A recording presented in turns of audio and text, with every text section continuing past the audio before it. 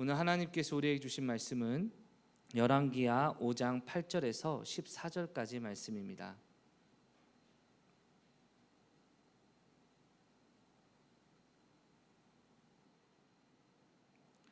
열왕기하 5장 8절에서 14절.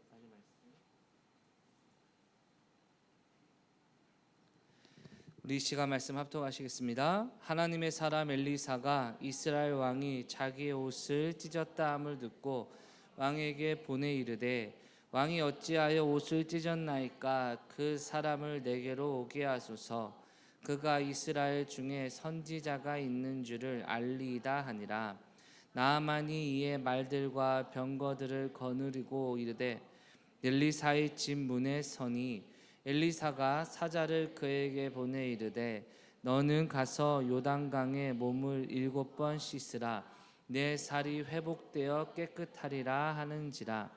나아만이 노하여 물러가며 이르되 내 생각에는 그가 내게로 나와서서 그의 하나님 여호와의 이름을 부르고 그의 손을 그 부위 위에 흔들어 나병을 고칠까 하였도다. 다메섹 강 아바나와 바르발은 이스라엘 모든 강물보다 낫지 아니하냐? 내가 거기서 몸을 씻으면 깨끗하게 되지 아니하려 하고 몸을 돌려 분노하고 떠나니 그의 종들이 나와서 말하여 이르되 내 아버지여 선지자가 당신에게 큰 일을 행하라 말하였다면 행하지 아니하였으리까?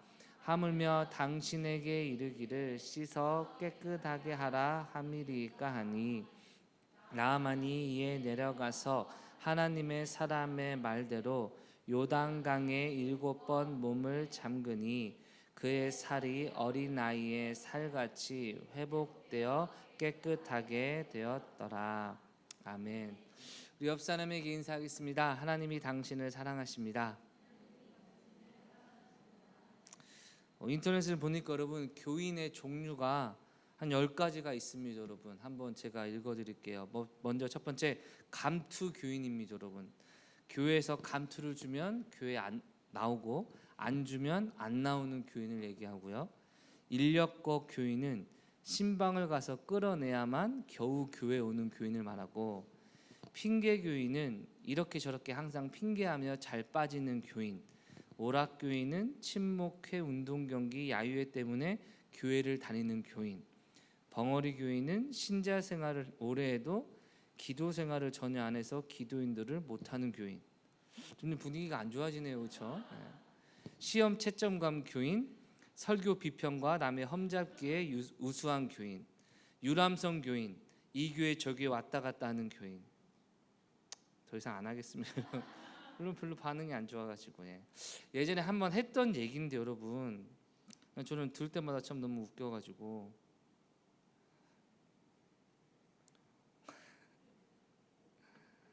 바퀴벌레 한 쌍이 겨울을 맞이했습니다. 여러분 흰눈이 펑펑 내리고 그들은 인간들의 영화인 러브스토리처럼 그들만의 러브스토리를 만들고 있었습니다. 남자 바퀴벌레가 여자 바퀴벌레에게 눈을 뭉쳐서 던졌습니다. 그러자 여자 바퀴벌레가 아 차가워 이랬습니다. 남자가 신나게 또 던졌습니다. 여자가 아 차가워 이랬습니다. 그 결과 남자 바퀴벌레가 차에 깔려 죽었습니다. 여러분 아 차가워 이거였는데 아 차가워로 착각하고 죽었다는 겁니다. 여러분 내 삶 가운데 어떠한 경고등이 켜졌을 때 이것을 제대로 분별할 수 있는 실력이 없다면 여러분 오늘 바퀴벌레와 같은 그런 비극적인 결말을 맞이할 수밖에 없지 않겠습니까? 여러분 우리의 삶 가운데 위기라는 말이 나오잖아요. 위기, 위험과 기회가 함께 결합된 표현이라고 알고 있습니다. 그렇습니다. 위기는요 내 삶이 커다란 문제가 발생하여 이제 망해지거나 심각한 어려움에 당할 포인트이기도 하지만 그 상황을 좋은 기회로 삼아서 더욱더 변화되고 성장하고 이전의 모든 문제가 해결할 수 있는 또한 좋은 기회가 되는 줄 믿습니다. 여러분 지난주 설교 우린 나아만이라는 사람에게 집중하며 말씀을 전하게 들었죠. 그런데 나아만에게는 포커스를 맞추지 않고 누구에게 포커스를 맞췄습니까? 북이스라엘 왕에게 포커스를 맞췄습니다. 나아만은 오히려 자신의 문둥병이라는 심각한 위기에 대해서 이것을 낙심하고 절망하는 것이 아니라 어떻게 해서든 해결해야겠다라는 마음으로 여러분 확신을 갖고 재물을 준비하여 이스라엘을 찾아왔죠. 그때 가격이 거의 170억 정도라고 제가 말씀을 드렸습니다, 여러분. 그렇게 찾아왔는데 북이스라엘 왕이 무슨 반응을 보입니까? 아니 내가 사람을 살리고 죽이는 하나님이냐? 왜 나한테 찾아와서 병을 낫게 해주냐? 여러분 하나님을 섬기는 나라가 북이스라엘 왕인 이 북이스라엘인데 하나님을 섬기는 왕이 하나님이 사람을 살리고 죽이는 것에 대해서 믿고 있지만 정작 자신의 문제에 대해서는 하나님이 어떠한 도움이 될 수 없다는 사실을 그 스스로 느끼고 있을 만큼 부족하고 연약한 모습이었다는 것입니다. 어쩜 우리도 쉽게 얘기하지 않습니까? 기도하면 됩니다. 하나님이 좋은 거 주실 겁니다. 그런데 내심 근데 내 삶 가운데 왜 하나님의 은혜가 임하고 있지 않지? 왜 하나님은 왜 나를 돕지 않지? 라는 불신이 있다라면 오히려 이러한 과정을 통하여 하나님의 일을 경험할 기회가 아니겠습니까, 여러분? 그래서 하나님께서 엘리사라는 선지자의 서신을 통하여 북이스라엘 왕에게 뭐라고 말합니까? 오늘 8절 말씀이죠. 하나님의 사람 엘리사가 이스라엘 왕이 자기의 옷을 찢었다함을 듣고 왕에게 보내 이르되 왕이 어찌하여 옷을 찢었나이까? 그 사람을 내게로 오게 하소서. 그가 이스라엘 중에 선지자가 있는 줄을 알리이다 하니라. 아멘. 여러분 이 서신을 받고요 북이스라엘 왕이 기대 반 불안 반응으로 나아만을 엘리사에게 보내는 장면이 이제 오늘 펼쳐지게 됩니다. 여러분 먼저 북이스라엘 왕도요 지금 이 나아만이 찾아오게 된 것이 위기 아니었습니까, 여러분? 하나님이 정말 어떻게 역사하시냐? 내가 하나님도 아닌데 어떻게 하냐? 그런데 여러분 놀랍게도 하나님이 엘리사를 통하여 이스라엘 가운데 하나님이 일하심을 보여드리겠다라는 일을 진행하게 되었고 그 일 가운데 하나님의 일하심을 보고 나서 이 북이스라엘 왕이 부족하고 연약했지만 아람 군대가 다음에 쳐들어올 때 엘리사의 도움을 받아 그 어려움을 계속해서 이기고 승리했던 일이 이후에 진행되고 있습니다, 여러분. 즉 북이스라엘 왕의 연약함에도 불구하고 그 위기를 하나님의 사람 엘리사와의 교류가 있게 하시고 이스라엘을 지키는 하나님이 은혜로 베풀어 주셨다는 것입니다, 여러분. 오늘 저와 여러분의 삶이 어제까지의 잘못과 문제가 있다 할지라도 오늘 이 위기를 통해 하나님을 찾아가고 하나님을 바라볼 때 하나님이 우리의 내면의 삶의 변화를 일으키시든 아니면 하나님의 사람의 어떤 도움과 기도를 통해서든 저와 여러분의 삶을 회복시켜 주실 줄 믿습니다, 여러분. 한편 오늘 본문의 주인공은 누구냐? 나아만이라는 사람입니다. 이 나아만이 이 엘리사의 소식을 듣고 어떻게 나갑니까? 9절 볼까요? 나아만이 이에 말들과 병거들을 거느리고 이르러 엘리사의 집 문에 서니. 아멘. 여러분 오늘 본문의 내용이 좀 이상하지 않습니까? 말과 병거들 언제 동원하는 겁니까? 말 그대로 전쟁이나 어떠한 전투 이런 것에 동원하는 것이고 여러분 또한 그 당시에 북이스라엘이 이 사마리아 지역이기 때문에 우리가 신약 성경 보면 사마리아는 발전한 곳입니까? 좀 쇠퇴한 산지 같은 곳입니까? 이 쇠퇴한 산지 같은 곳이잖아요. 그러니 아주 금은 보화를 가득 실은 병거와 말과 군인들을 이끌고 나가면 이 온 마을이 아주 진동을 하며 주목받고 관심받고 권위를 드러내기 좋은 모습 아니겠습니까, 여러분? 근데 나아만이 지금 엘리사를 찾아가는 목적은 자기의 권위를 드러내기 위함입니까? 아니면 병을 낫기 위함입니까, 여러분? 병 낫기 위함이잖아요. 근데 어떻게 나갑니까? 병거와 군인들을 싹 다 데리고 동원하고 있다는 겁니다, 여러분. 가끔 뉴스를 보면 연예인들이 공항 패션이라는 사진이 종종 올라옵니다, 여러분. 연예인들이 해외 나갈 때 여러분 공항 갈 때 여러분 엄청 꾸미고 옵니다. 여러분 비행기 탈 때 혹시 꾸미고 가시나요? 막 선글라스 끄고, 선글라스는 물론 눈 어두우니까 쓰는 거고 뭔가 화려하게 명품을 입고 막 비행기 타지는 않잖아요, 그렇죠? 근데 연예인들은 왜 그런지 아십니까? 그게 다 여러분 협찬받아서 그렇습니다. 그래서 어떤 옷을 입고 몇 번 사진에 찍혀야 되고 이런 계약을 다 하기 때문에 연예인들이 공항 패션으로 가는 것이지 실제 들어가면 여러분 편한 옷으로 갈아입는답니다, 여러분. 여러분 정말 병원에 가서 진료받기 위해서 명품 백, 명품 가방, 명품 선글라스, 명품 모자 두르고 가시겠습니까? 아니면 편한 옷으로 진료받기 좋은 모습으로 가시겠습니까, 여러분? 근데 지금 나아만은 어떤 모습으로 가는 겁니까? 자기의 권세와 능력을 계속해서 보여주는 일을 택했다는 것입니다, 여러분. 그럴 때 엘리사의 반응이 흥미롭습니다. 10절입니다. 엘리사가 사자를 그에게 보내 이르되. 아멘. 여러분, 나아만은 지금 엘리사에게 자신의 권위와 힘을 보여주려고, 그래서 자기를 꼭 낫게 해주려고 아주 꾸미고 동원할 수 있는 모든 걸 다 동원해 가는데, 엘리사는 여러분 직접 만나러 온 게 아니라 사자를 보내서 메시지만 전하고 사자는 돌아가는 일을 진행시키게 됩니다. 여러분, 왜 직접 맞아주지 않았을까요? 이스라엘 왕도 쩔쩔맬 정도인데 여러분, 물론 첫 번째 의미는요, 지금 나아만이 아주 개인적인 용무로 온 것이 아니라 자신의 아람 왕의 서신을 받아서 이스라엘 왕에게 자신의 왕이 보낸 서신을 보내고 이스라엘 왕이 이것을 대응하는 국가적인 사무관계로 지금 일이 진행되는 것을 알 수 있습니다. 그래서 엘리사도 여러분 자기가 직접 도와주고 도와줄게 이게 아니라 자신의 사신, 우리는 사환이라 되는데 원어를 보면 한마디로 사절단이라는 표현으로 쓰는데요, 자신도 사신을 보내서 국가 일을 진행하듯 일을 진행한 것처럼 보이기도 합니다만, 그것보다는 지금 나아만이 아주 엄청난 돈과 권세를 가지고 오게 될 때 그의 겸손함을 가르치기 위해, 그의 교만을 꺾기 위해 엘리사가 만나주지도 않고 자신의 종을 보내 말도 어떤 말입니까? 요단강에 가서 7번 씻으라는 말로 나아만에게 강하게 선언을 했다는 것입니다. 여러분, 사랑하는 성도 여러분, 이 나아만의 입장에서는 어떨까요? 여러분, 지금 자기 나라에서 아주 존귀한 자요, 자기가 이스라엘로 간다고 할 때 왕도 가라고 하고 편지까지 써주고 이스라엘 왕 앞에 갔더니 막 두려워 떨면서 어찌할 것인가라고 두려워하는 그 모습을 볼 때 나아만 여러분 기고만장하지 않겠습니까? 사실 나아만 같은 사람 여러분 오늘날 이런 사람들이겠죠. 자신의 목적과 계획을 위해서 아낌없이 가진 재화와 에너지를 소모하여 철두철미하게 목적을 위해서라면 어떻게든 노력하고 애써서 끝내 자신의 목적을 이뤄내는, 오늘로 말하면 되게 성공하는 사람, 아주 동기부여를 잘하는 사람, 아주 민첩하고 아주 실력 있는 사람으로 비춰지는 모습이 나타나고 있습니다, 여러분. 그런데 이런 사람들의 가장 약점이 뭐냐? 자기 방식으로 자기가 경영하고 자기가 이끌어가니 남의 말을 잘 들을까요, 안 들을까요? 졸리십니까, 여러분? 우리는 별로 그렇게 안 사니까, 그렇죠? 네.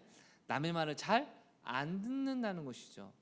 여러분, 나아만이요, 지금 주님 앞에 나올 때 하나님의 은혜를 겸손히 구하고 나아가는 것이 아니라 150억 정도 되는 금은보화를 가지고 가면서 이거면 나 확실하게 치유해 주겠지, 일면식도 없고 나의 적국의 선지자라 할지라도 이 정도 돈을 바치면 나를 확실히 고쳐줄 거야 라는 하나님의 은혜를 구하는 모습이 아니라 자기가 가진 실력과 능력으로 하나님의 도움을 얻기 위해 나아갔다는 것입니다. 여러분, 제가 엘리사면 여러분 그냥 좋은 게 좋은 거 아닙니까? 귀한 데 쓰고 155원 귀한 데 쓰고 다시 가져갈 거야? 일부만 줄 거야? 다 놓고 가야지. 가야지. 여러분, 가난한 사람에게 나눠주기도 하고 많은 건 제가 먹고 뭐 이렇게 할 수 있을 것 같지 않습니까, 여러분? 여러분도 그렇지 않나요? 그런데 엘리사는요 아주 원칙적으로 그의 교만을 완전히 꺾어버리는 멘트만 던집니다. 첫 번째, 여러분 만나주지도 않습니다. 여러분 누구 갔는데 아버지 좀 보자, 아버지가 저를 보내는데 이렇게 하시래요. 여러분 기분이가 좋을까요, 안 좋을까요? 여러분 어디 감히 이런 말 나오지 않겠습니까? 여러분, 두 번째, 요단강이 어디 있냐? 엘리사 집에서 약 40km 떨어진 곳에 있습니다, 여러분. 그러니까 엘리사에게 고침받으러 지금 아람에서 먼 거리로 왔는데 듣는 말이 뭡니까? 저기 요단강 40km, 우리로 말하면 삼내 넘어서 전주 쪽이겠네요. 거기까지 가서 도와주지도 않고 혼자 물 이제 샤워하라고 얘기하니 여러분, 이것도 기분이 나쁜 일이죠, 그렇죠? 마지막 세 번째, 요단강을 가보신 분은 아시겠지만 요단강이 어떤 느낌이냐? 그냥 여러분 흙탕물입니다. 이 폭도 안 넓고 여러분 정말 만경강보다 더 작고 막 이런 강의입니다, 여러분. 저 예전에 지금은 모르겠습니다. 제 초등학교 때는 여러분 뭐 망경강, 굽이 흐르는 뭐 이런 가사가 들어갑니다. 중학교 때도 교과에 망경강이 들어갔습니다, 여러분. 근데 그때 우리끼리 망경강, 똥물 막 이랬습니다, 여러분. 실제 똥물이 아니라 그냥 그렇게 비하한 겁니다, 여러분.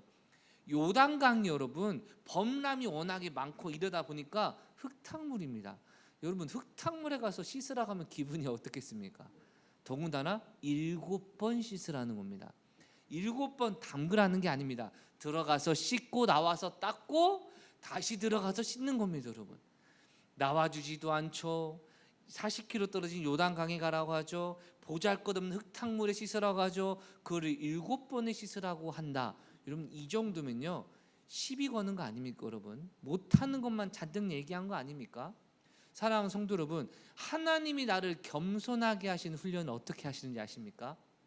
사랑하는 아들아, 사랑하는 딸아, 네가 좀만 더 겸손하면 내가 너를 통해 놀라운 일을 행할 테니까 이번 기회에 조금만 겸손하자 라고 역사하실 것 같습니까, 여러분?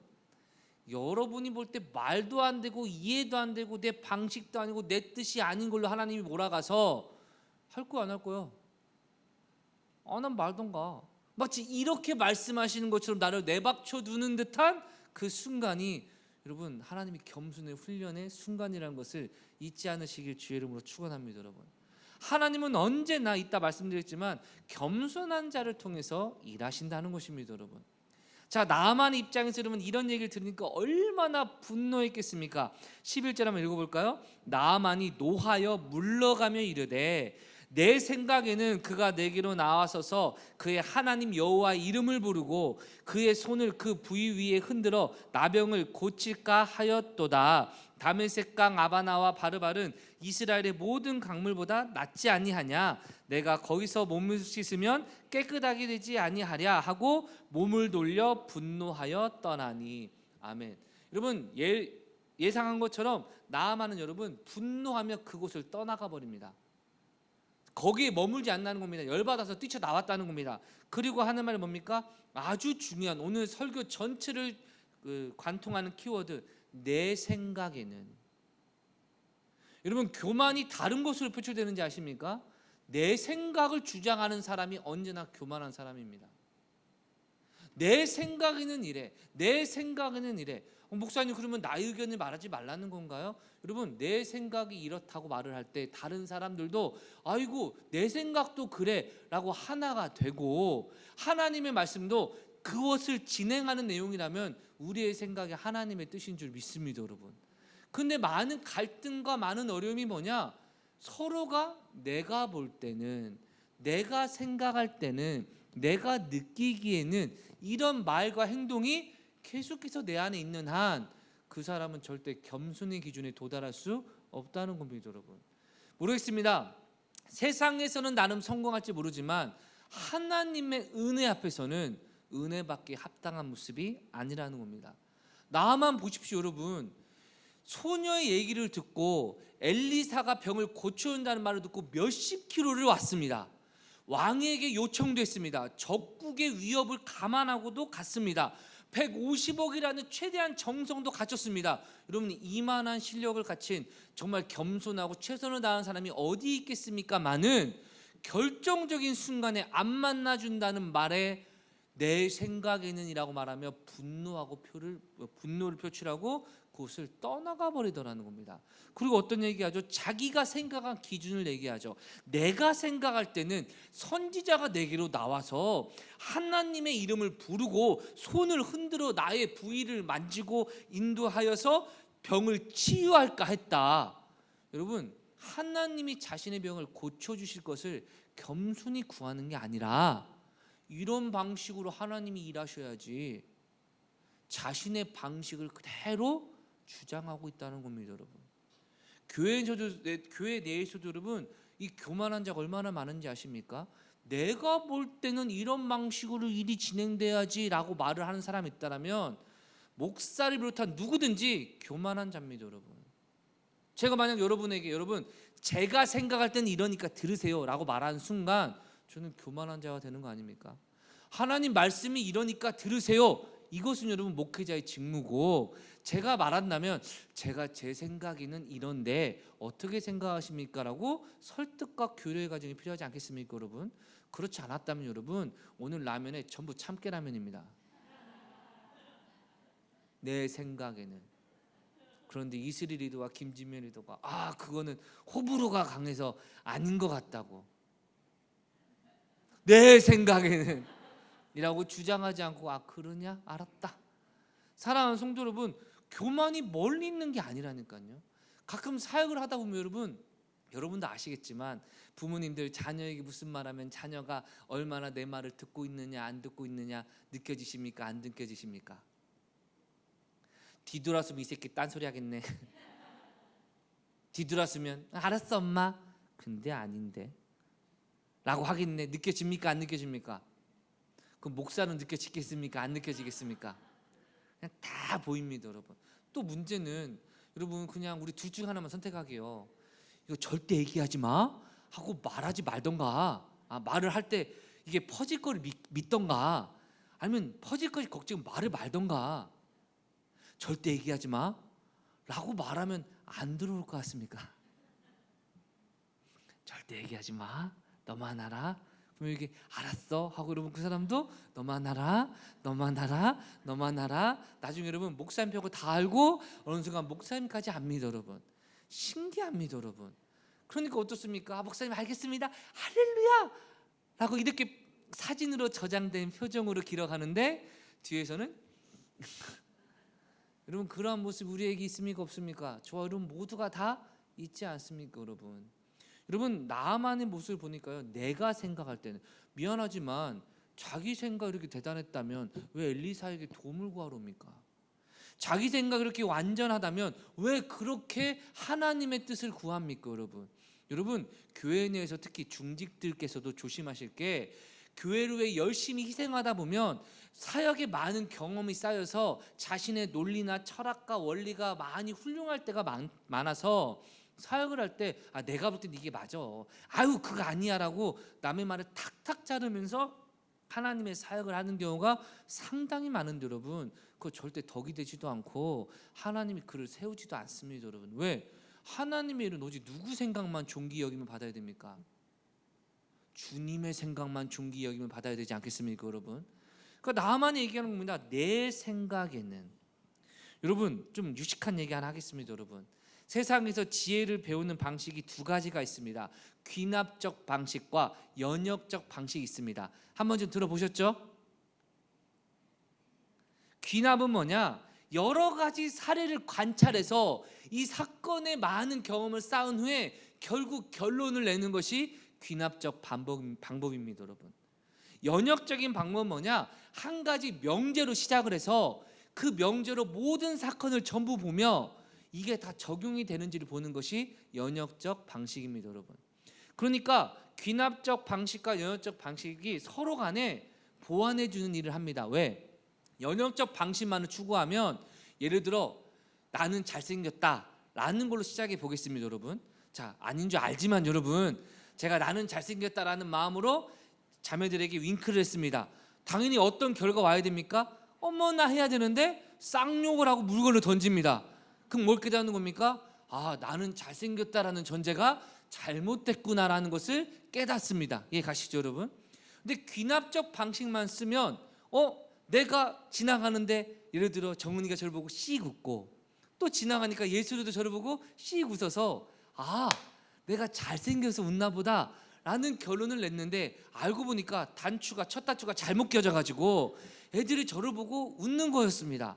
여러분, 이 결론이 진짜 결론이 아닐 수도 있겠죠. 그런데 여러분, 잘 생각할 게, 신앙은요, 귀납적 방식으로 성장할까요? 연역적 방식으로 성장할까요? 절대적으로 연역적 방식으로 하나님 우리를 가르치십니다. 성경 말씀이 절대적인 기준이어서 그 말씀을 내 삶에 그대로 적용하는 가운데 참되신 하나님의 말씀의 능력을 체험하는 것이 신앙교육이 아닙니까, 여러분? 그런데 많은 사람들이 귀납적 방식으로 신앙생활을 하게 되니 말씀은 그래도 현실은 다르다라는 이상한 논리가 거기서 나오게 되는 겁니다. 쉽게 예를 들겠습니다. 기도하면 응답된다. 성경은 말합니다. 연역적 방식으로 기도하면 응답되니 개인 문제도 기도하면 응답이 된다.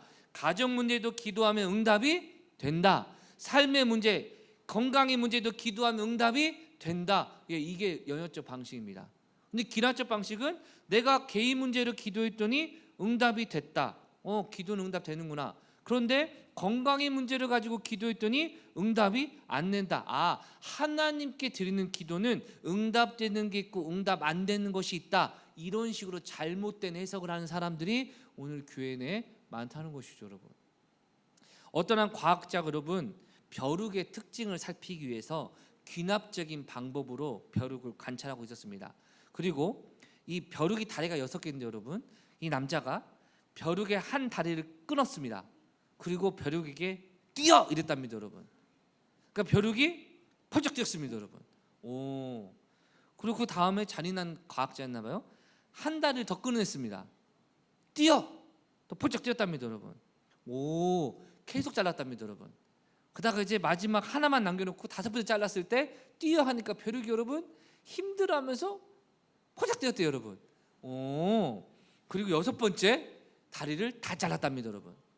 예를 드는 겁니다. 벼룩 불쌍해. 오죽하면 벼룩을 예를 들었겠습니까, 여러분. 6번째 뛰어 했더니 여러분 벼룩이 안 움직이더래요. 그가 결론을 냈습니다.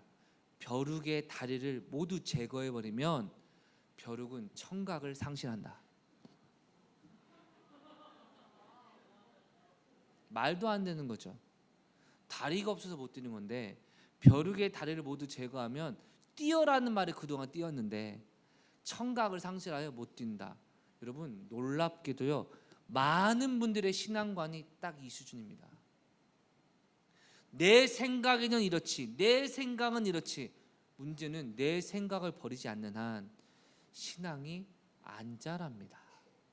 예수께서 말씀하셨죠. 누구든지 나를 따르려면 날마다 자기를 부인하고 자기 십자가를 지고 나를 따라야 한다. 아멘. 여러분 하나님은 겸손한 자를 통해서 일하시는 줄 믿습니다, 여러분. 가끔 살다 보면 목회자들끼리도 이런 얘기합니다. 내가 잘 될 때는 하나님이 분명 나를 목회자로 불렀는데 세상이 너무 잘 되다 보니까 막 살다가 어느 순간 하나님이 치셔가지고 진짜 완전히 바닥이 되니까 그때서야 하나님의 약속이 기억돼서 지금 내가 신학의 길로 오게 됐다. 여러분 이런 사람들 저는 좀 많이 만나봤습니다, 여러분. 그분들을 뭐라 하는 게 아니라 우리가 힘들고 어려울 때 하나님을 의지할 때가 많지 않습니까, 여러분? 뭔가 내 생각대로 잘 되고 통장에 여유도 있고, 제가 볼 때 여러분 죄송합니다, 여기서 여러분 통장에 한 100억 정도 지금 계시다면 여기 안 나오실 분은 좀 있습니다, 여러분. 내 통장에 100억이 있는데 이 주일날 지금 어디 가 있습니까? 프랑스에 가 있고 에펠탑에 가 있고 뉴욕에 가서 브런치 먹고 있고. 여러분 100억 있으면 뭐합니까? 써야지 않습니까, 여러분? 만약 오늘 주님이 너 데리고 가면 어떡합니까? 나는 하나도 못 썼지만 내 아들이 있으니까 좋다 이렇습니까, 여러분? 아이고야. 사랑하는 성도 여러분, 언제나 우리는 고난과 어려움을 당할 때 힘들고 괴롭기 마련이지만 많은 경우 하나님은 고난을 통해서 우리를 겸손케 하여 하나님의 일을 진행하시는 모습을 우리가 보는 거 아닙니까, 여러분?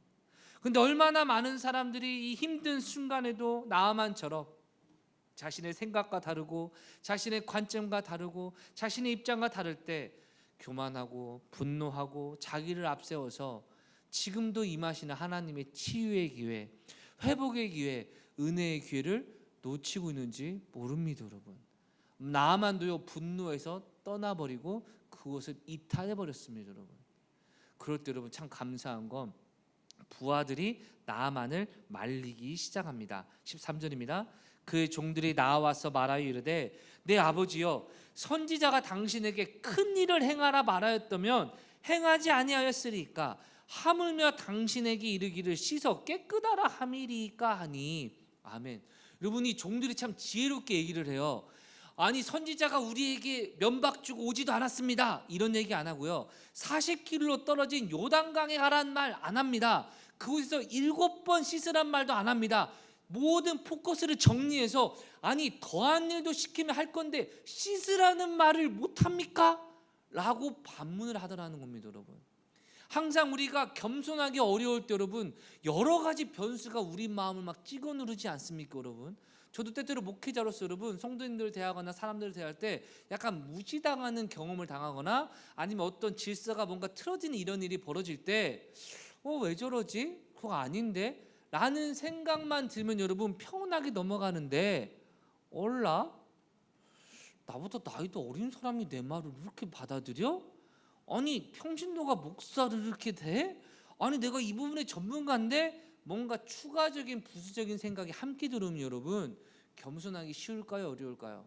어렵습니다. 여러분, 어쩌면 우리가 교만하거나 겸손하지 못한 이유는 핵심적인 그 부분에 집중하기 보다는 부수적인 것에 많이 빠져 있기 때문에 진짜 중요한 것을 못하고 있는 건 아닙니까? 하나님이 우리에게 기도하라 말씀하시면 기도해야겠다 라는 것에 빠져야 되는데 기도하려면 체력적으로도 힘이 들고 기도한다고 뭐가 되겠느냐, 기도하려면 무릎이 아픈데 뭐 기타 등등 다른 변수 우리의 마음을 뺏기기 시작하면 여러분 하나님의 뜻대로 순종하기가 어려운 것이 사실이라는 겁니다. 여러분, 사랑하는 성도 여러분, 이 나만의 종들이 뭐라 합니까? 아니 더 큰 일도 하라면 하실 건데 씻으라는 말을 못합니까? 라고 나만에게 본질을 깨닫게 하니 이 나만 여러분 그래도 참 지혜 있는 사람이 무엇이냐, 이 말을 듣고 여러분 깨닫는 겁니다. 내가 지금 감정을 내세울 때가 아니다. 내가 지금 무시당했다고 느낄 때가 아니라 내가 지금 여기까지 온 이유가 무엇인가? 병을 치유받기 위함이니 일단 치유받기 위해 최선의 목표를 실천해야겠다라는 마음을 가지게 되었다는 것입니다. 여러분, 그래서 14절 보니까 이렇게 시작합니다. 나아만이 이에 내려가서. 아멘. 여러분, 나아만이 내려갔다라는 표현을 합니다. 이거는 의도적인 표현입니다. 원어를 보면 내려갔다, 즉 높은 곳에서 낮아지고 있다는 겁니다. 어떤 것을 말합니까? 교만의 자리에서 겸손의 자리로 자신의 생각을 내려놓고 자신의 경험을 내려놓고 자신의 체면을 내려놓고 내려놓는 자리에 나아갈 때 하나님의 은혜를 가까이 할 수 있었다는 것입니다. 여러분, 사랑하는 성도 여러분, 내가 높은 자리에 있으면요 하나님이 역사하지 않으실 뿐만 아니라 내가 밑에 있다고 여기지는 사람들에게 많은 어려움을 당할 때가 많을 겁니다. 그런데 내가 내려가는 자리에 있게 되면, 내가 겸손의 자리로 나아가게 되면 하나님의 은혜뿐만 아니라 사람과의 관계와 인생의 문제까지 하나님이 복 주시는 줄 믿습니다. 여러분, 저도 여러분 목사님들을 대할 때마다 목사님들과 대하면 어떤 목사님은 목사님 이거 좀 아닌 것 같은데요, 목사님 이거 잘못 생각하시는 것 같습니다 라고 얘기하면 진짜? 고마워요, 내가 큰 실수할 뻔했네 라고 말하며 자기가 잘못했거나 잘못 생각한 것에 포커스를 두는 게 아니라 내가 이 방식 그대로 했다면 목회자로서 큰 실수할 뻔했다, 하나님께 은혜가 안 되고 성도들에게 덕이 되지 않을 뻔했다는 것에 꽂힌 목사님들은요 언제든지 이런 얘기를 듣고 경청하고 배웁니다. 여러분, 근데 어떤 분들은 그래도 나를 무시하고 그래도 나를 이렇게까지 깔보고 그래도 내가 있는데 라는 것을 보시는 분들은 내려오질 않아요. 아무리 잘못한 순간도 그래도 나는 할 말 있다는 식으로 나갑니다. 근데 여러분, 그래도 나는 할 말 있다는 그게 지금도 나를 실패하게 만드는 거 아닙니까? 여러분, 나만 어떡합니까? 내려가서라고 얘기합니다.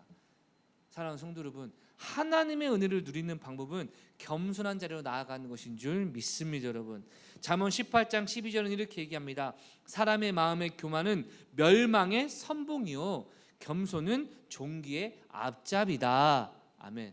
여러분, 교만한 자는 멸망을 채 앞장서서 가는 사람이 되지만 겸손은 존귀함을 얻는 앞잡이가 된다고 말하고 있는 겁니다. 여러분, 실제로 성경을 살펴보면요 아주 교만했던 왕인데 하나님 앞에 겸손히 행하니 하나님이 그에게 은혜를 베푸시는 장면이 정말 많이 나옵니다.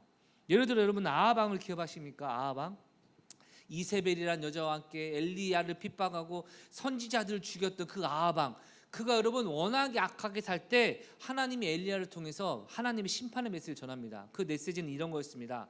아합, 네가 이렇게 잘못했으니 네가 반드시 죽을 것이고 네 아내 이세벨은 그 시체가 개들이 뜯어먹을 것이다.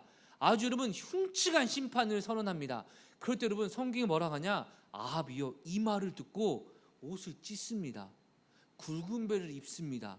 그리고 하나님 앞에 바짝 쫄아가지고 겸손히 풀이 죽어서 금식하고 돌아다닙니다. 여러분 진짜 회개였을까요? 아니었을까요? 진짜 회개로 보기 어려웠습니다. 그런데 하나님이 엘리야에게 뭐라 말씀하시냐? 열왕기상 21장 29절 읽어보겠습니다. 아합이 내 앞에서 겸비함을 내가 보느냐? 그가 내 앞에서 겸비함으로 내가 재앙을 저희 시대에 내리지 아니하고 그 아들의 시대에야 그의 집에 재앙을 내리리라 하셨더라. 아멘. 여러분 완전하지 않은 회개였습니다. 불완전한 회개였어도 하나님 앞에 내가 큰일 났다 어떡하지? 겸손히 행하니 하나님이 은혜를 베푸사 그에게 내릴 심판을 그 아들의 세대에 내리는 은혜를 베풀어 주신 것입니다. 여러분 물론 우리는 진짜 회개를 해야 될 줄 믿습니다. 할렐루야.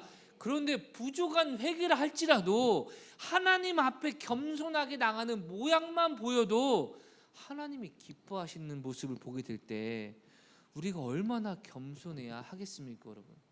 또한 성경 여러분 악한 왕 중에 최악의 왕이 누구냐? 므낫세 왕입니다. 이사야도 죽여버리고 유다 왕이었는데 여러분 얼마나 악했는지 하나님이 뭐라고 선언하시냐?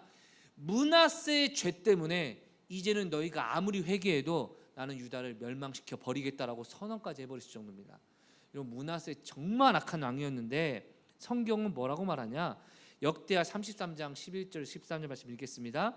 여호와께서 아수르 왕의 군대 지휘관들이 와서 치게 하심에 그들이 므낫세를 사로잡고 쇠사슬로 결박하여 바벨론으로 끌고 간지라. 그가 환난을 당하여 그의 하나님 여호와께 간구하고 그의 조상들의 하나님 앞에 크게 겸손하여 기도하였으므로 하나님이 그의 기도를 받으시며 그의 간구를 들으시사 그가 예루살렘에 돌아와서 다시 왕위를 앉게 하심에 므낫세가 그제서야 여호와께서 하나님이신 줄을 알았더라. 아멘. 여러분 므낫세처럼 정말 악한 왕도 고난을 당했을 때 아이고 하나님밖에 없구나라고 겸손히 구할 때 하나님이 야 너 평안할 때 나한테 기도해야지 환난 당할 때 기도하면 내가 들어줄 것 같냐라고 말씀하신 게 아니라 환난 중에서라도 회개한 그의 마음을 기쁘게 받으사 다시금 예루살렘으로 돌아오게 하셔서 왕위에 앉게 허락하셨다는 것입니다. 여러분 사랑하는 성도 여러분, 나만의 모습을 통해 여러분 교만합니다라는 그런 메시지를 전하는 것이 오늘 말씀의 핵심이 아닙니다. 나만처럼 교만한 사람도 겸손의 자리로 내려왔을 때 그의 문제가 해결되었다면 오늘 하나님의 은혜를 얻기 위해 이 자리에 모이시고 하나님의 은혜와 능력을 사모하여 이 자리에 계신 여러분과 제가 겸손을 추구하며 나아갈 때 하나님이 얼마나 더 속히 응답하시고 역사하시겠느냐 이것을 깨달으시길 주의 이름으로 축원합니다. 여러분 그래서 하나님은 언제나 우리에게 겸손하라 말씀하십니다. 야고보서 4장 6절과 10절입니다. 그러나 더욱 큰 은혜를 주시나니 그러므로 일렀으되 하나님이 교만한 자를 물리치시고 겸손한 자에게 은혜를 주신다 하였느니라. 그런즉 너희는 하나님께 복종할지어다. 마귀를 대적하라. 그리하면 너희를 피하리라. 하나님을 가까이 하라. 그리하면 너희를 가까이 하시리라. 죄인들아 손을 깨끗이 하라. 두 마음을 품은 자들아 마음을 성결하게 하라. 슬퍼하며 애통하며 울지어다. 너희 웃음을 애통으로 너희 즐거움을 근심으로 바꿀지어다. 주 앞에서 낮추라. 그리하면 주께서 너희를 높이시리라. 아멘. 여러분 하나님께서 기뻐하시는 겸손이 무엇입니까? 하나님은 교만한 자를 물리치신다는 겁니다. 그리고 겸손한 자에게 은혜를 주신다는 것입니다. 그 겸손이 무엇입니까? 하나님을 가까이 하는 것이라 말하고 있습니다. 말씀의 자리든 기도의 자리든 지금 내 삶의 자리에서 한 걸음 더 하나님께 가까이 나아갈 때 하나님 우리의 마음을 허락해 주신다는 것입니다. 여러분 또한 두 번째 두 마음을 정리하라는 겁니다. 저는 사실 이 부분이 저와 여러분에게 많이 걸릴 거라고 생각이 듭니다. 하나님의 뜻이 아닌 줄 아는데 그래도 다른 마음도 품으면서 혹시 은혜 주실까? 그래도 혹시 이런 건 아닐까? 뭔가 두 마음, 하나님을 따른다고 하면서 여전히 세상을 따르는 마음을 포기하지 못하는 모습.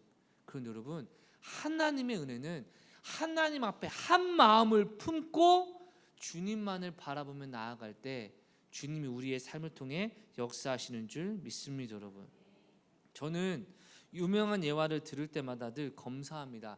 이 예화가 진짜인가? 아니면 뭔가 잘못돼서 뭔가 좀 와전돼서 뭔가 섞이는 게 있나? 왜냐면 여러분, 제가 이거 잘못 전하면 예솔이가 저한테 문자 보낼 걸 제가 알고 있기 때문에 정확하게 하려고 합니다. 근데 여러분, 한때 우리에게 많이 알려진 게 뭐냐? 주 예수보다 귀한 것은 없네 라는 찬양 아시죠 여러분? 그것을 작곡한 조지 비벌리 쉐아라는 남자가 있었는데 여러분, 그동안 알려진 건 뭐였냐? 이 사람이 아주 성공하고 인기, 돈 많이 버는 가수였는데 어느 순간 자신의 신앙을 돌아보니 내 신앙이 가짜다는 걸 깨달아서 하나님 앞에 다시 헌신했을 때 이제 방송국에서 연락이 온 거죠.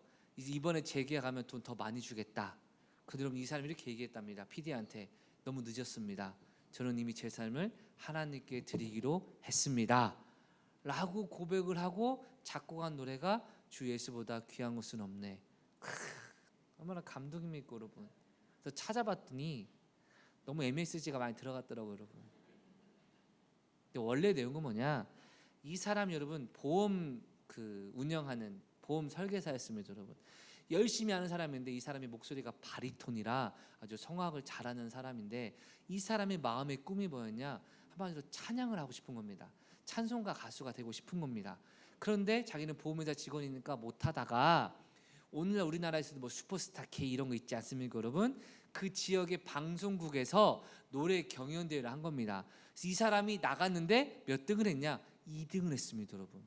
근데 2등이 되게 큰 것이기 때문에 앞으로 이 사람이 가수로서 아주 나아갈 수 있는 창창한 미래가 펼쳐지고 있는 상황이었습니다. 마음만 먹으면 가수 될 수 있고 돈도 많이 벌 수 있는 전도 유망한 사람이었는데 다른 방송국에서 연락이 와서 계약을 하려고 했더니 그 내용이 뭐냐, 우리 방송국에서 세상 노래 좀 많이 불러줘라 라고 요청이 들어온 겁니다.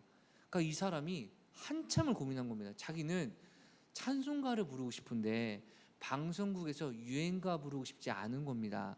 그래서 한참을 망설이고 고민하다가 이 사람이 결국 하지 않겠다라고 마음을 먹고 집에 돌아왔답니다. 근데 자기 어머니가 평소 즐겨 부르는 레아 밀러라는 여사가 부른 찬송시가 있는데 그 찬송시가 피아노 앞에 딱 놓여 있는데 그 시를 보는 순간 이 사람이 다시금 자신의 결단과 나는 세상에서 하나님 주신 목소리로 세상의 노래를 하는 게 아니라 하나님만 찬양하고 싶다라고 생각해서 좋은 기회를 버린 것에 대한 이런 은혜와 결단이 넘쳐서 그 순간 곡을 쓰게 된 것이 바로 우리가 잘 알고 있는 주 예수보다 귀한 것은 없네 라는 찬양의 내용이라는 것입니다 여러분. 이 노래가 전 세계적으로 여러분 히트를 치는 찬양곡이 되었고 그 결과 이 사람이 어떻게 되냐, 빌리 그레암 전도단의 찬양 인도자로서 청빙을 받아서 한평생 동안 빌리 그레암이 전 세계에서 복음을 전할 때 이 사람이 언제나 찬양하는 사역자로 하나님께 영광을 돌리고 100세까지 쓰임 받고 은혜 가운데 살다가 인생을 마무리한 겁니다 여러분. 세상의 성공과 명예보다 하나님의 뜻대로 살고 싶었던 그의 간절한 마음을 하나님이 받으시고 잠깐의 내려놓음의 어려움은 있었지만 결국 전 세계 곳곳을 다니며 가장 전도를 많이 했다고 전 세계적으로 파악되는 빌리 그레암, 한국에서도 예전에 100만 명이 모였죠. 그 수많은 사람 앞에 언제나 찬양으로 시작했던 이 사역자로 쓰임받았던 이유, 자신의 뜻과 생각을 내려놓고 하나님이 부르신 사명에 순종한 결과였다는 것입니다 여러분. 여러분, 오늘날 우리의 인생도 그렇고 삶의 목적도 마찬가지입니다. 두 마음을 품었다면 내려놓아야 됩니다. 왜냐? 두 마음을 품은 자가 마음을 성결하게 할 때 하나님이 은혜를 주시기 때문입니다 여러분. 만약 제 마음속에 우리 교회를 통하여 하나님의 놀라운 일을 이루시겠다라는 기대의 마음과 우리 교회가 부흥이 잘 돼가지고 나도 어디 가서 섭외 많이 받고 좋은 차 타고 다니고 아이고 목사님 오셨습니까? 라고 하는 대우받고 싶다라는 두 마음을 품고 있다면 여러분 하나님의 은혜를 주시겠습니까? 안 주시겠습니까? 우리도 마찬가지라는 겁니다. 여러분 겸손한 자에게 하나님의 은혜를 주십니다. 결국 나아만 어떻게 했을까요? 40km를 떠나서 요단강에 도착합니다. 여러분 그리고 성경에 보니까 뭐라고 말하냐 14절입니다. 나아만이 이에 내려가서 하나님의 사람의 말대로 요단강에 7번 몸을 잠그니 여러분 몸을 잠갔다라고 얘기합니다. 여러분 흙탕물에서 씻을 거면 여러분 대충 이렇게 뿌리겠습니까? 아니면 머리끝까지 잠그시겠습니까? 나아만 여러분 원어를 보니까 머리끝까지 완전히 들어갔다는 겁니다. 얼마나 그가 겸손해졌는지 알겠죠? 그런데요 원어를 보면 재밌는 게 여러분 문제입니다. 7번 씻으면서 점차 좋아졌을까요? 아니면 6번째 즉 7번 씻으러 내려갈 때까지 아무렇지도 않다가 7번째 씻을 때 새하얗게 아기처럼 변했을까요? 남의 얘기는 두 번째 게 멋있죠? 내 이야기는 하나님이 기도하라 해서 기도했는데 매주 기도하다 보니까 이번 한 주 새벽 기도하니까 뭔가 좀씩 좋아지네. 다음 주도 기도하니까 뭔가 좀 좋아지네. 이러면서 좋아지기 바라십니까? 아니면 내가 예를 들어 보름을 작정했는데 14일까지 하나도 일이 벌어지지 않아가지고 이거 기도해도 되는 거예요? 마는 거예요? 의미 있는 거예요? 없는 거예요? 그래서 마지막 날까지 기도했더니 응답받았다. 어떤 게 더 원하십니까? 참 내가 원하는 것과 하나님 일하시는 것이 다르죠. 그렇죠? 그럼 원어를 보니까요 7번째 들어갈 때까지 그대로였다는 거죠. 7번째 들어갔을 때 비로소 깨끗해졌다는 겁니다. 여러분 우리가 한 번, 두 번, 세 번은 잘합니다. 작심 3일이니까. 4번째 했는데도 변화 없으면 5번째, 6번째 정도 되면 서서히 뭐가 올라옵니까 여러분? 승이 올라오잖아요. 그렇죠? 이게 맞아? 이게 되는 거야? 아닌 것 같은데? 또 벌써 어떤 사람들은 내가 그러지 않았다니까 나 벌써 3번째 포기했어 하지마 이런 사람들 주변에 많이 있고 근데 여러분 끝까지 7번째 순종하려면 정말 귀를 닫고 눈을 닫고 입을 닫고 코는 열어놔야죠. 숨 쉬어야 되니까 그러고 순종했을 때 하나님의 기적을 체험한다는 것이 성경 원리라면 낙심하지 마십시오. 몇 번 해보고 안 된다? 죄송합니다. 아마추어들의 실패 핑계가 대부분 그렇습니다. 프로들은요 될 때까지 합니다. 되고 나서 이게 진짜다라고 증명하는 삶을 살아갑니다. 아마추어는 한 번 하고 안 돼요. 두 번은 이거 안 돼요. 아닙니다. 하나님이 은혜를 주실 때 7번째까지 여러분 숫자 7이 여러분 히브리인들에게 완전수입니다. 말 그대로 응답될 때까지 부르짖고 기도하고 달려갔을 때 비로소 자기 생각 다 내려놨을 때 새하얗게 피부가 변하고 깨끗해진 겁니다. 여러분 할렐루야. 여러분 이후에 나아만이 얼마나 변하는지 아십니까? 엘리사에게 다시 찾아와서 여러분 감사하고 내가 제물을 드리겠습니다. 엘리사가 안 받습니다. 그래도 여러분 뭐라고 얘기하냐? 요청합니다. 내가 아람으로 가면 내가 군대 장관이기 때문에 왕과 함께 신전에 들어가게 됩니다. 그런데 왕을 부축하다 보면 나도 고기를 숙일 수밖에 없는데 이게 내가 하나님께 다른 우상을 섬기는 게 아니라 나는 오직 마음속으로 하나님만 섬기겠습니다. 나를 용서해 주십시오라고 미리 구합니다. 여러분 제가 엘리사면요 안 되겠다. 또 조만간 문둥병 재발하겠다. 하려면 야 목숨을 걸고 해야지 이럴 것 같은데 성경은 그렇게 말하지 않습니다. 그럼 무엇을 말하냐? 잘 들으세요.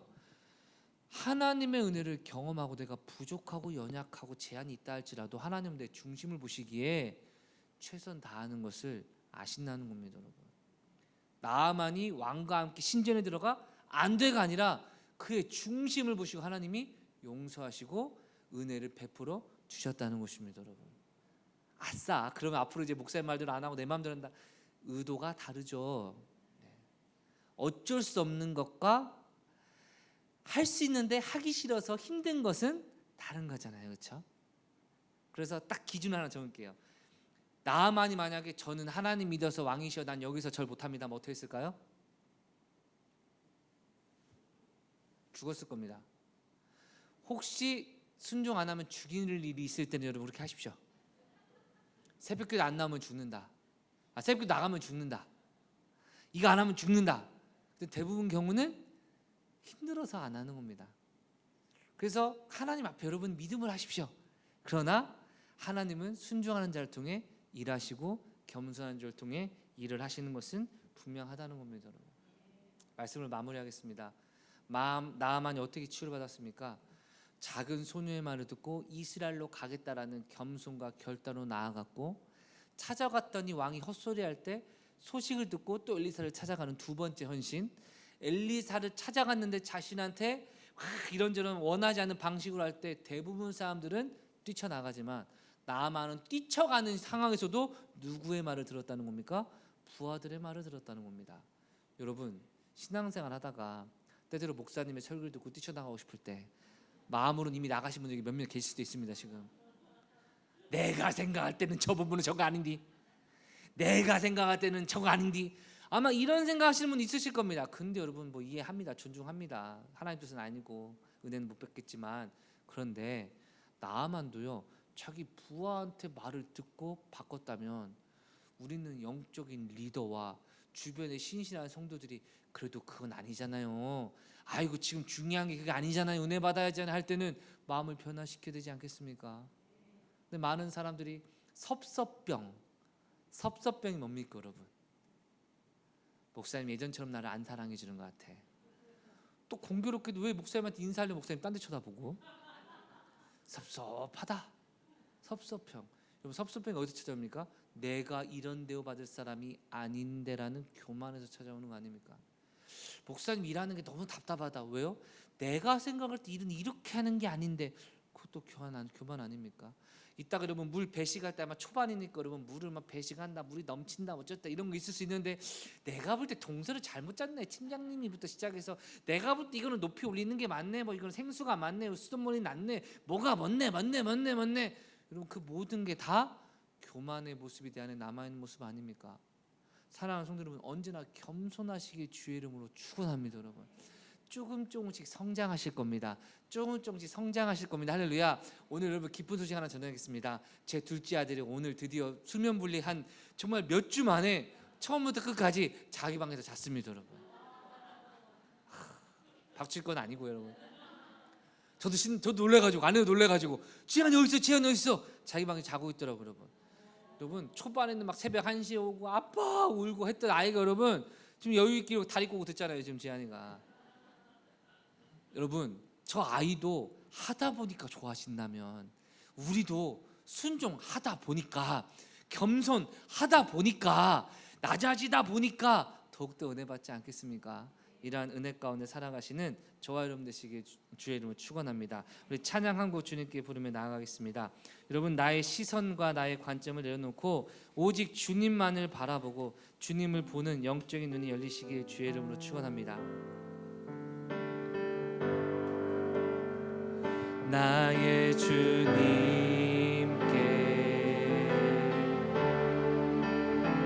찬양 드리며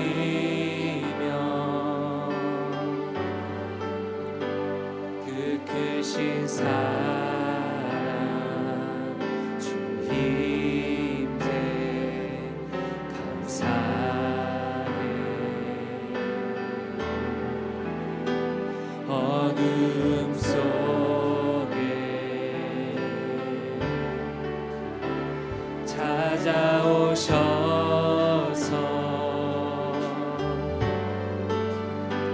주님의 영광 보게 하시네.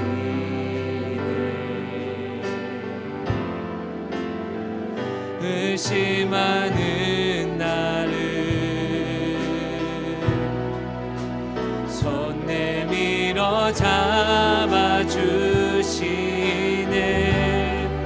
두려운 맘 내려놓고 주 바라봅니다.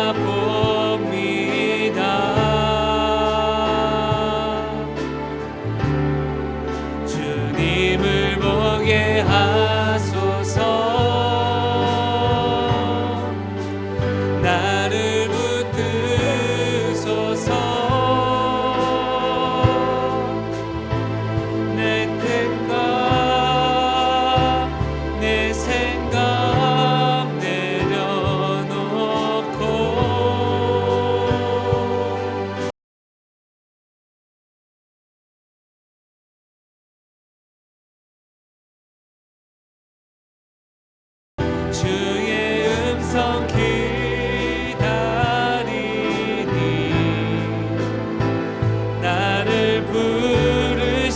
때 믿음으로 걸어가리. 의심하는 나를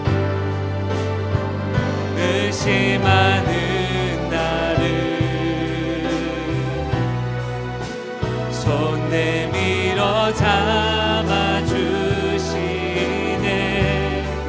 두려운 맘 내려놓고 주 바라봅니다.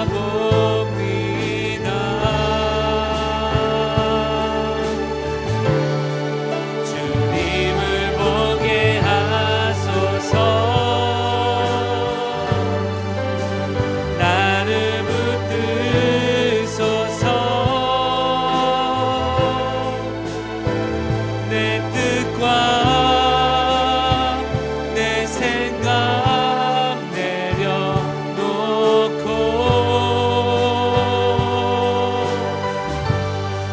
주님 앞에 나 엎드려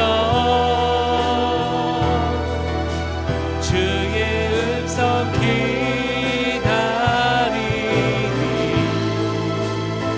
나를 부르실 때 이름으로 걸어가리. 하나님, 우리가 이 시간 기도하기 원합니다.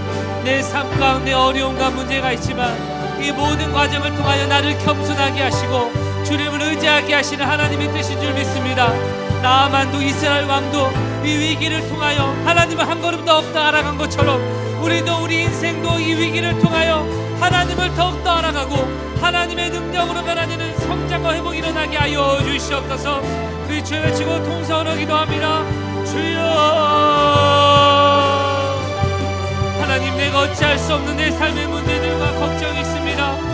하나님의 뜻 앞에 한 걸음 한 걸음 나아가게 하여 주시고 아직 부족하고 아직 연약하다 할지라도 나의 결단과 나의 헌신을 기뻐하시는 주님 앞에 믿음으로 나아가게 하여 주시고 순종으로 열매 맺게 하여 주시고 하나님의 기적적인 도우심 가운데를 체험하게 하여 주시옵소서. 특별히 기도할 것을 아울리체 나아가는 모든 지체들 건강과 마음과 영성 지켜주사 하나님의 은혜를 체험하고 더운 날씨에도 힘든 일정에서도 낙심하지 않고 원망하지 않고 하늘의 기쁨과 은혜를 누릴 수 있도록 아버지 역사하여 주시옵소서. 하나님, 나아만과 같은 이방인도 끝내 순종하고 겸손하여질 때 하나님의 전능하신 손길을 경험하였다라면 오늘 이 자리에 모인 하나님의 자녀들이 겸손히 하나님의 은혜를 구하고 하나님께 가까이 나아갈 때 얼마나 우리에게 속히 확실하게 역사하실 줄을 믿고 누리게 하여 주시옵소서. 내 삶의 모든 문제를 해결하시는 예수 그리스도의 십자가의 승리인 복음의 능력을 누리게 하사 다음 주는 더 많은 간증과 기쁨과 은혜의 소식으로 주님을 예배하며 기뻐하는 전성의 모든 가족 될 수 있도록 역사하여 주시옵소서. 예수님의 이름으로 기도드렸습니다. 아멘.